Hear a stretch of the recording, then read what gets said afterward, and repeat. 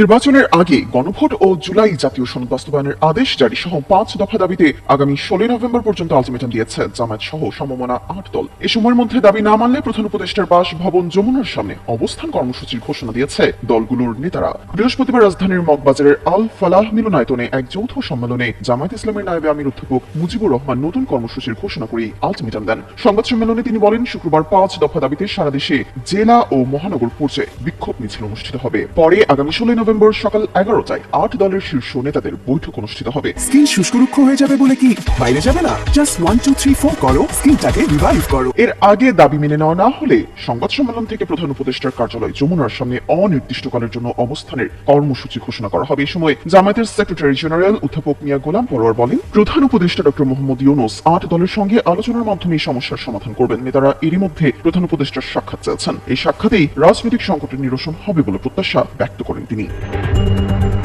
সবার আগে সব খবর পেতে চ্যানেলটি সাবস্ক্রাইব করুন এবং ফলো করে বেল বাটনটি চাপুন।